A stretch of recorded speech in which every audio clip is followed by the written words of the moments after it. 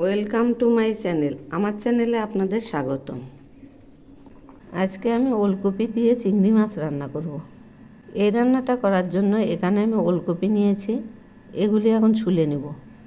এই যে ওলকপি ছুলে নিয়েছি, সঙ্গে 3টে আলু ছুলে নিয়েছি। এবার এগুলি সরিয়ে রাখছি। এখন আমি এই ওলকপি গ্রেট করে নিচ্ছি। এই যে এভাবে গ্রেট করে নেব, এভাবেই পুরোটা করে নেব। এই যে গ্রেট করা হয়ে আসছে। অনেকেই ওলকপি পছন্দ করে না, কিন্তু এভাবে রান্না করলে হাত ছেড়ে পাত চেটে খাবে, এত টেস্টি হয়। এবার এগুলি হয়েই গেছে, এই যে এইরকম হয়েছে। এখন আমি আলুটা ঘষে নিচ্ছি। এই যে এইরকম, এভাবেই আলুগুলোও ঘষে নেব। এই যে সবগুলো আলুই ঘষে নিয়েছি। এবার এগুলি সরিয়ে নিচ্ছি।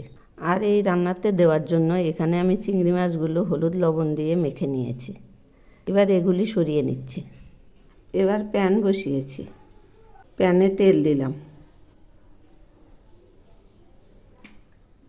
তেল গরম হয়ে গেছে, এখন আমি চিংড়িগুলো ছেড়ে দিচ্ছি। এগুলি নেড়ে দিচ্ছি, আবার একটু নেড়ে দিচ্ছি।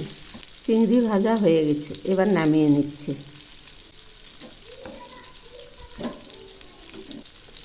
এভাবে আমি সবগুলো নামিয়ে নেব। এখন কড়াই বসিয়েছি, কড়াইয়ে মাছের তেলগুলো দিয়ে দিলাম। সেই সঙ্গে আরও 3 চামচ মতো তেল দিয়ে দিলাম। এই রান্নাটাতে তেল বেশি লাগে। তেল গরম হয়ে গেছে, এর মধ্যে আমি 1/2 চামচ জিরে ফোড়ন দিলাম।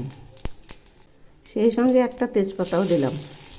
এবার আমি দিয়ে দিচ্ছি 1 চামচ জিরে আদা বাটা, আর দিয়ে দিচ্ছি 3টে চেরা কাঁচা লঙ্কা।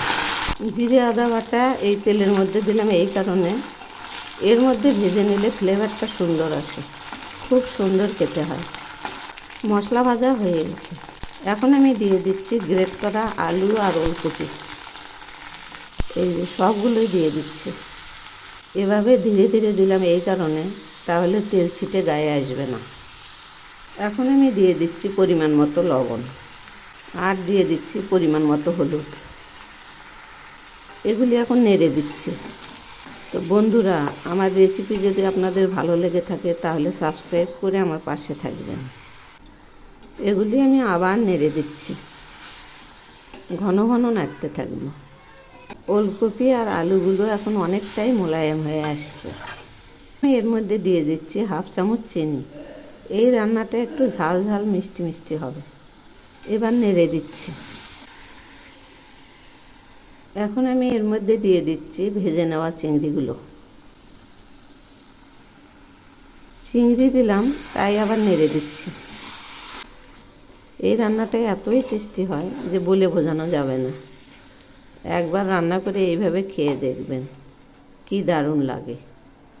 রান্নাটা এখন প্রায় হয়ে এসছে। দেখুন কত সুন্দর মাখা মাখা হয়ে আসছে, একদম মোলায়েম হয়ে গেছে। এই রান্নাটা রুটি পরোটার সঙ্গেও ভালো লাগে। যারা ওলকপি পছন্দ করে না তারাও এই রান্নাটা চেটেপুটে খাবে, এত টেস্ট হয়। এবার রান্নাটা প্রায় হয়ে গেছে, এখন আমি নামাবো।